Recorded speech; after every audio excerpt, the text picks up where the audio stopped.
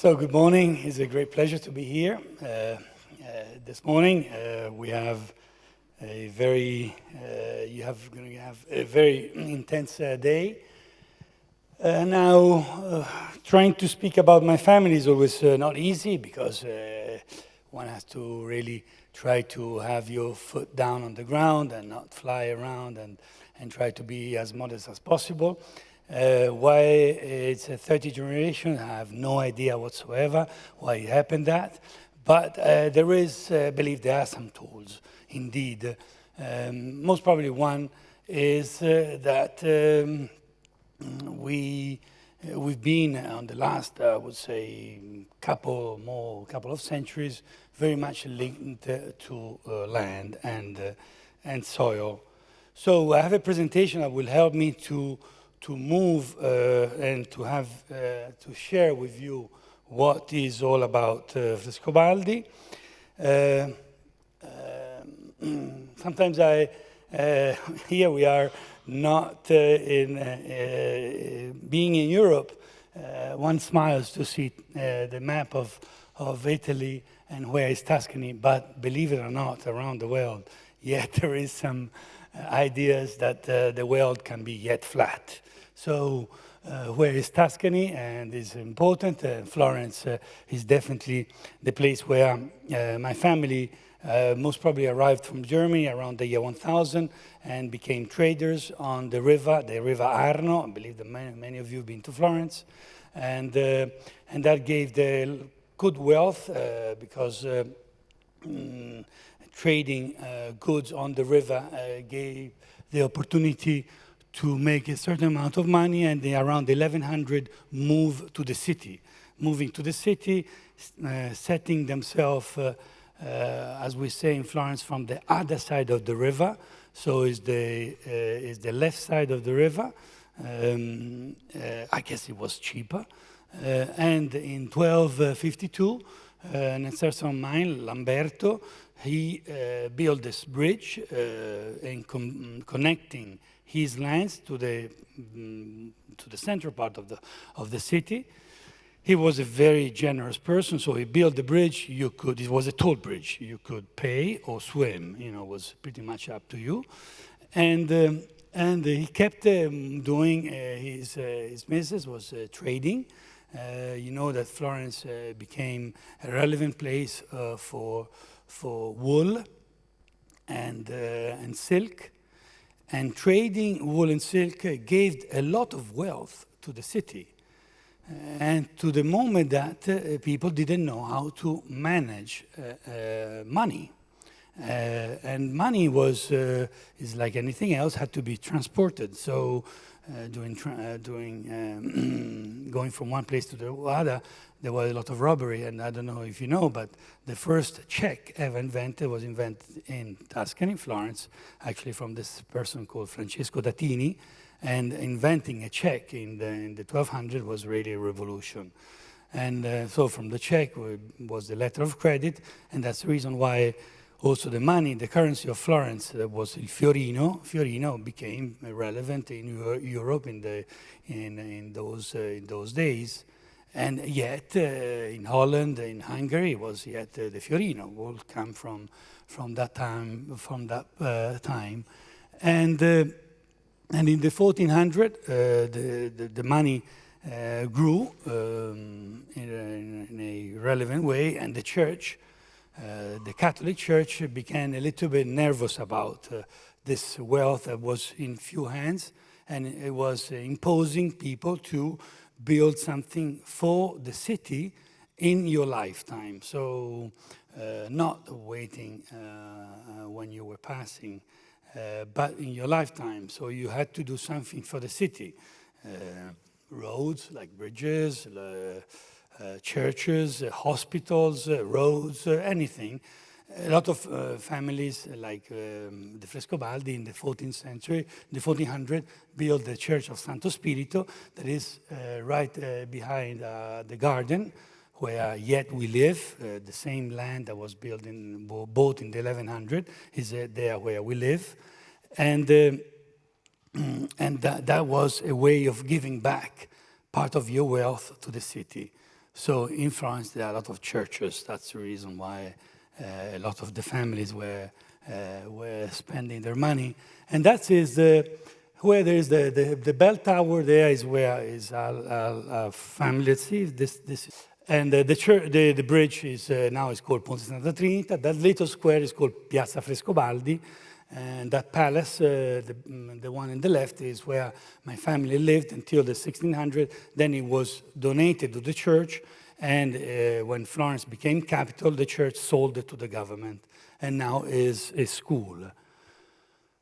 There are a lot of things. We have a family archive. All of these things are actually in one archive. I must say, I have to give great grant and responsibility to my previous ancestors, that they always kept documents, and there are a lot of documents in our family archive that a few years ago my father did a trust of it, so not to divide it into family members. So we have a trust of our archive, and there are quite fun things, relation with Dante Alighieri. Dante Alighieri was kicked out from Florence, and so he was a good friend with Dino Frescobaldi, was another poet, and he asked, could you go at my home and pick up the first 3 chapters of La Divina Commedia, and all of those things, and then relationship with the king of England, because we became bankers of the King of England. Then the Frescobaldi became too strong and too powerful, and they were kicked out from England brutally. And so we bought all the wines, all the claret in Bordeaux, not shipping the wine to England. And so a lot of fun stories back in the time. And in the left there is. There are 3 of the brothers of the previous generation. Vittorio, the first one on the barrel is my father. Then 2 uncles of mine. 3 out of 7. My grandfather, there was one. He was the only boy. His mother actually died of birth, and his also father was the only boy. So we had 3 generations of only one single boy. So easy moving from one to another one. And he said my grandfather with my grandmother, they had 7 kids. After that, they invented TV, and that was the end of it, because if not, it could have gone on and on. And so then these 7 kids, one of them unfortunately died in the 60s. He was a car racer, and he died. And another one, a sister of my father, when she got married in the 60s, my father was already investing a lot of pretty much he was investing in what he didn't have, because you have to know that Italy moved out from the war pretty much destroyed. So all this land that it was instrumental, especially during the 2 wars, to feed people. Then after the war, the European community started to be better organized and to feed people. So it was not irrelevant to have your plot of wheat around next to the city, or the cow giving the milk for the community. So in the 60s, he really had to reinvent what he had, and it was also the big step over was to manage the land directly and not with shareholders. Then one of the sisters, she actually moved out from the belongings, and because the husband of my aunt, he was a little bit worried of how much my father was investing. But it was actually a wise decision, especially in the 60s, when the inflation was very high. The cost of money was high, but inflation itself was high. So if you combine the 2 things, at the end, the cost of investment, often part of when you are in inflation time, the part of the investment is paid by inflation itself.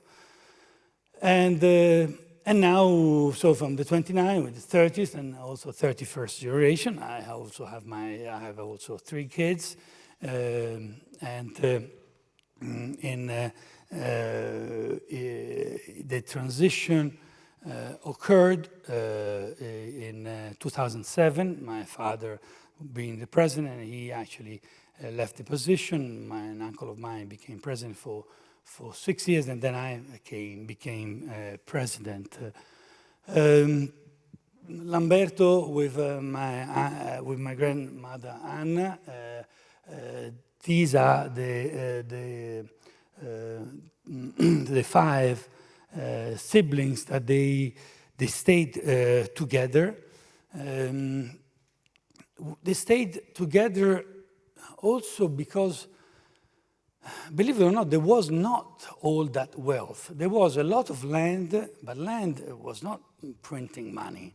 Land was giving you just, to have a fairly good life, not thinking at having any sport cars or cottages in the mountains or at the seaside, but really just, however, doing a fairly good life and allowing to reinvest and actually also keeping the belongings that they were made of homes, of land, of homes in the countryside, but in a decent way. But in 2007, with all these kids coming around, you see my uncle Dino 3, and then Vittorio, that's my father 4, and my aunt 5, and so, and of course ourselves also having having kids, but we had to do something and to create a stronger governance of the company. So created La Compagnia. La Compagnia is the holding company, so is our as we say in Italian, la cassaforte. So there are no strategic decisions, but they're checking how we are doing. So the Compagnia is my cousin Tiziana.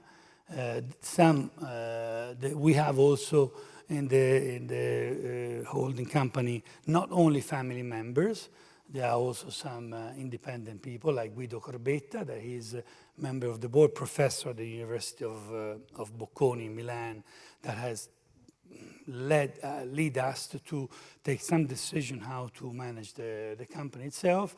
And also Dennis Pantini, that is a very well-known professor also in Italy about strategic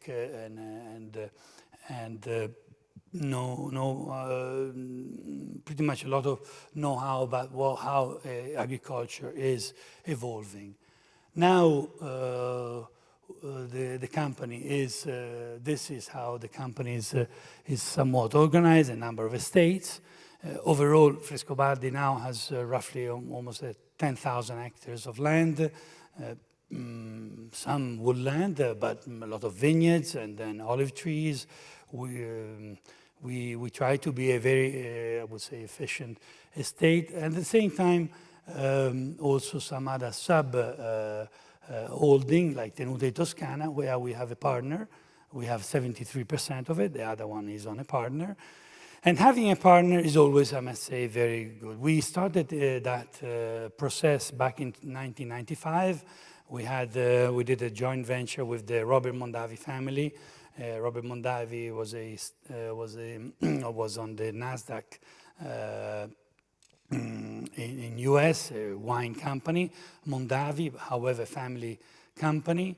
And with them, we did a number of things, beginning a project in Montalcino, and having a member, somebody from not from the family, makes it far more easy. Decisions are often more taken with what should be in your head, a brain, rather than talking your stomach. Sometimes within families, people are looking at very, very down-to-earth. I have a BMW 520, and my cousin has a 525. And so that's a big disaster. Come on. No, I want an Audi, I don't know what. Come on. And so having somebody from outside, you put down all these rules. Rules to survive on a daily basis and not to put your brain on these superficial details, losing the view of how you have to develop the company. So I must say that having a partner has really helped us to do better. This is the board of where I'm sitting, and I've been sitting there since now quite some time. Where I come from, I studied agriculture at the University of Florence. Then I moved to California, UC Davis. There I took my degree, came back, actually joined, as I was obliged in the past, joined the army, became a lieutenant. By the way, I had the best time of my life. I was almost tempted to sign and say goodbye to my family. So my father went to my fiancée, that now is my wife since now 30 years, and said, go and pick up that idiot that is having such a good time and call him back, because he better come and give back what he has studied and what I paid for him. So the board, I must say, I had, when you enter a family business, there are some people that they say, yes, I made it. I was a little bit skeptical, I must say very honestly. When I entered the family business, after a few years, I actually wanted to leave and do something else with an uncle of mine, not of the Frescobaldi family, to do something else, because you always want to be reassured of what you are and what is your weight and what are your goals, your success. Is your success given by a comfort zone, or your success is because you wake up 4 o'clock in the morning, you jump in a car, you go someplace to do some business and drive back at 11 o'clock at night? I think that every family members should really show them how family business can be severe, and how people working for a family business look at you as very vulgar, and the Americans can be very vulgar. They don't have to look at you as the lucky sperm, right?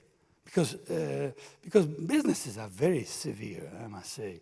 And when you are in a board and you have to say to your uncle that is 30 years older than you, no, sorry, we don't do this. No, this year, and it happened to me last year, I said, no, we are not giving dividends.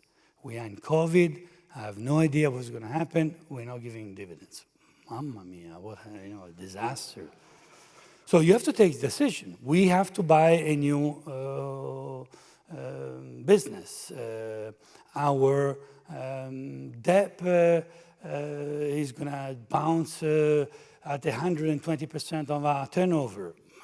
But look, with the EBITDA, we will be able to pay it back. So there are a lot of things that one has to take this. And so on the board, we have a number of independent, a very prominent lawyer, Giuseppe Morbidelli. Giovanni Guedes is our CEO since 1995. So not from the family. Arturo Semerari, another very prominent person in Rome. And Niccolo D'Affritto, our head of winemaker, because, by the way, we produce wine as a prominent thing. And so the responsibility actually are given in two. We have the CEO and myself. We have both two of us responsibility. I have the responsibility more about all the also the assets, because we somewhat believe that the assets have to be somewhat saved by sometimes somebody that has more of a is able to, sometimes the asset is a cost, but the asset is what you are. So we do not, is your heritage. So if we are saying that in the 1100, the land where we live was bought by our family, it means that somebody has somewhat saved that asset from any raiders, any ideas that maybe we lost some opportunities, but this is what we are. And now this is how the company is structured. We have some of our companies are named like the Frescobaldi, some other wineries are not. Massé, Tornellaia, Luce, Atem, Zanzante are not branded as La Frescobaldi. Instead, the other ones are branded as Frescobaldi, like Gorgona, Castelgiocondo, Pozzano, Perano, Pomino, Castiglioni, Ammiraglia, Remole, and very soon, 5 minutes to go. This is where we are pretty much settled, but also in north of Italy, just to see what this is not only wine, it's also about carrying the location. This is Nipozzano. This is in Castiglioni. This Castiglioni is, this house was built by the Frescobaldi in 1252. So it goes back some time. And Castelgiocondo, more recent acquisition. There is also not only the past, there's also something new we have, because the past gives you direction, but then tomorrow is a new day. So also building something from scratch. This is something, is a new estate. Really, I'm fond of this. I saw it my first time in 1992. I was too young and the place was too complicated. Then I saw it again in 2008. It was really a really great love affair, but I was not so young, but it was too expensive. In 2014, I decided it was not so expensive, and actually we bought it. And so also mecenatismo, so also supporting artists is something that we are trying to do more and more. So also to do something with supporting the artists and to supporting anything that is beautiful. And this is also a project that happened to do, and now we are doing now the 10th harvest.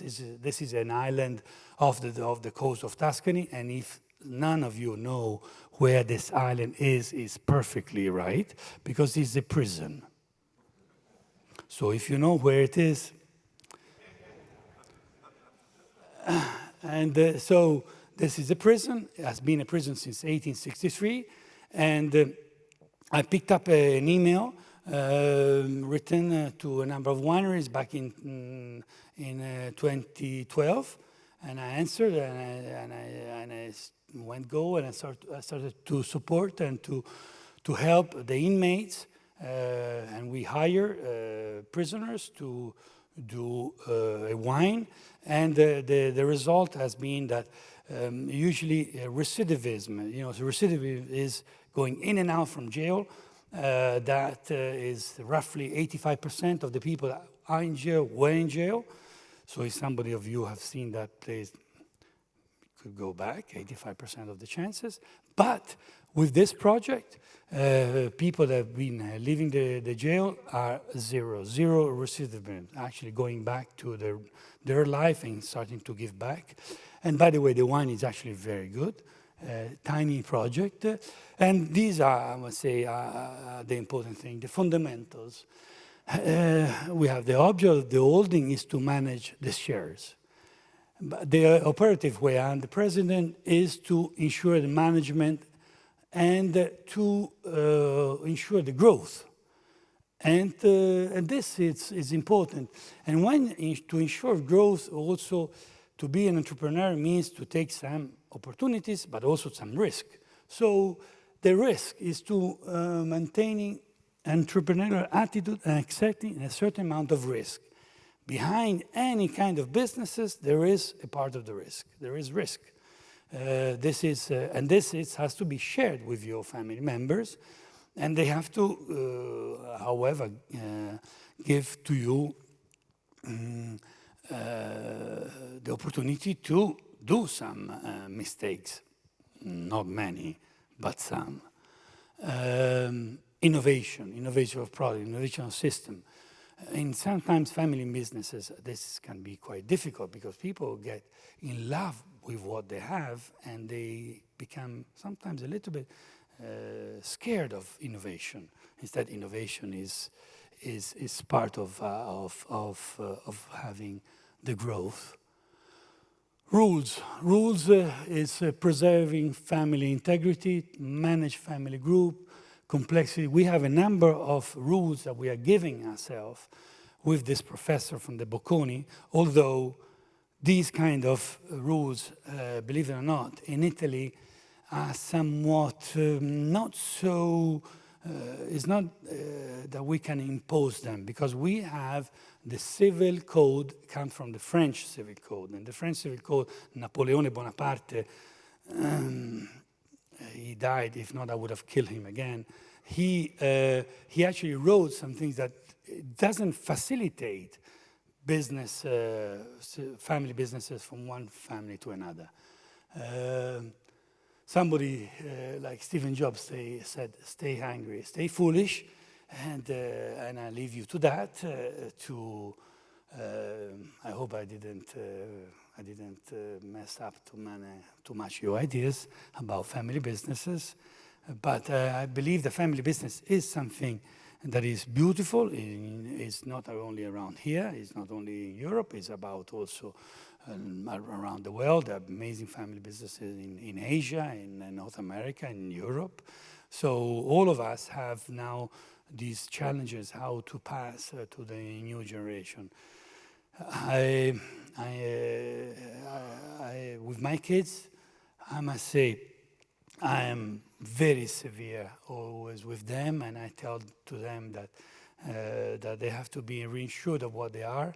So I want them to make a career not in the family, and one day, hopefully, if they want, or my son a few weeks ago, he said to me, Dad, I'm not, even though I'm now 5 years, I've been working around the world, I do not want to ask the family to call me. I want to be asked like any other manager that you're looking for. So I think that is the message that he has taken. I believe he has got it right. Grazie mille. That was fantastic. Thank you so much. Please keep your spot and let's see whether there is one or two questions. We have a quick moment. A conflict resolution, but there is the island.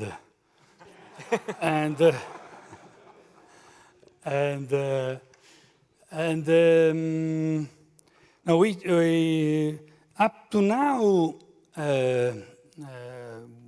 we haven't had many discussion and many conflict. Up to 10 years ago,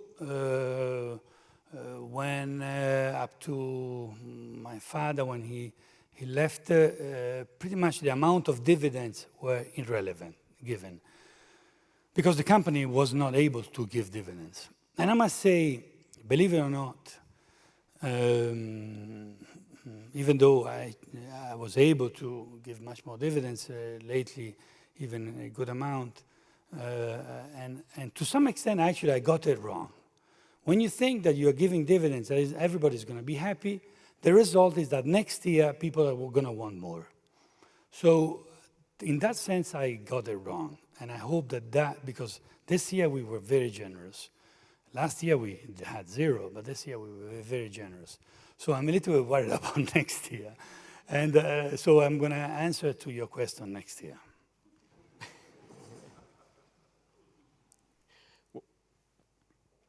Yeah. Thank you very much for sharing. Quick question, how was initially the shares split and set up in the Compagnia? So, once it was set up and founded, there had to be found a key to actually bring all of the different family members into it. And so, how was that done? That was done very easily. It was a simple, it was divided equally through the members, family members. And then the company needed some cash back in the 70s, where the company actually was done in 1980.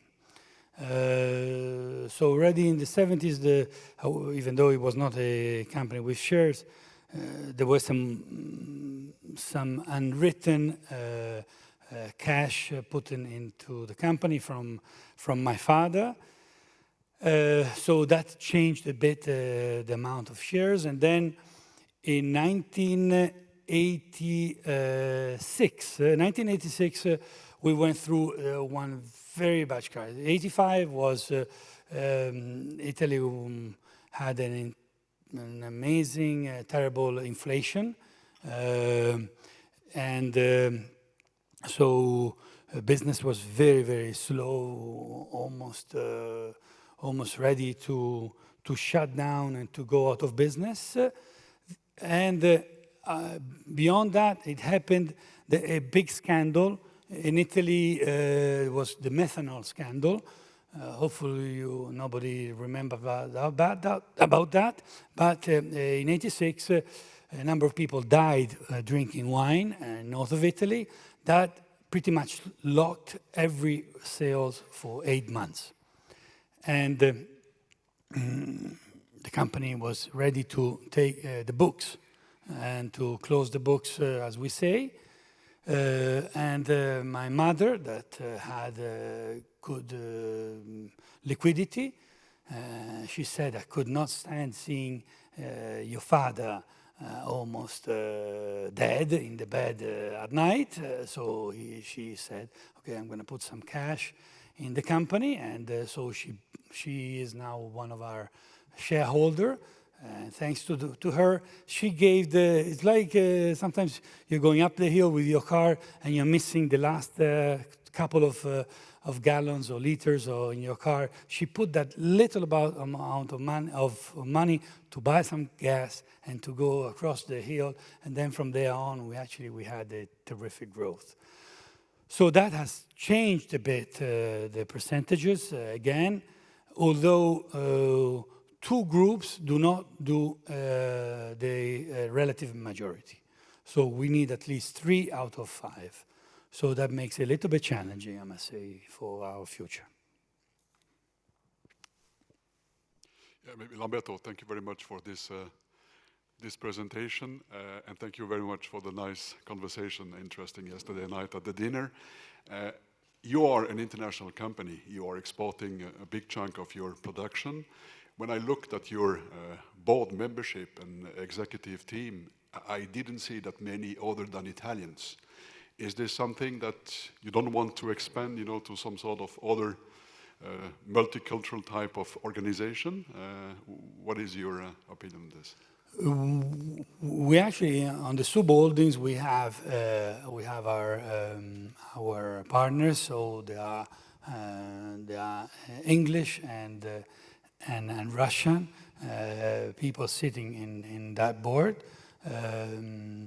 We may that is an open discussion also for the board where I am sitting. Is always a little bit of a balance between also my family members. Every time I add somebody that is not from the family, some family members, they start to count, and they say, Lamberto, you have now too many people that you have put that they are not from the family. So those sort of things, you are actually, thank you very much for the not only the suggestion, but really is more than the suggestion, yours. I will take it definitely in consideration, and step by step, you will see it. Thanks very much for your speech and for sharing so much about your family. 30 generations is quite something, and most families make it, spend it, and there's nothing left after 3 generations when you look at all the research. I mean, what's the secret to leadership in your family? How do you get it right every time over 30 generations? There must be some sort of secret sauce there. I asked myself also that often, and I believe that after the big wealth that my family had in the medieval times and in Middle Ages with the banks and pretty much then a bank has nothing, is a product. You have to, is a product that needs to be sold but it gave a lot of wealth indeed. More recently, managing land that is more capital intensive, I believe that has helped the last 100 plus years, a couple of 100 years, to stay focused, not to be somewhat not falling in love with the pleasures of life, and to have a responsibility of the past. My father has always said to me, and my father is alive, he's 92 and he's going to 93 years old this year. He always said to me, try always to increase what you have, because there are going to be some times where things are not going to go easily. So if you have a bigger capital, you can then start cutting out something. I believe that this has been a karma of the life of our family. So investing as much as you can, and when you look at your pocket, then there is more debts than cash available. You start thinking how you have to pay back your debt rather than how you spend your money. I think that is a good way of having of going and carry on the business. Speak about what you want to buy as a new estate, rather than the latest Ferrari Roma, that by the way is beautiful. Yeah, this it's something that it's maybe that is happened, and then I don't know. I guess that I never really think about that, but if I live in this building that the land was bought by my family in the 1100, and yet it is there. Actually, sometimes I'm thinking, what is going to be next? Because in the past, as I said, there was not the civil code from the French dude, and it was easier. Now all these members, they're going to have of that building there.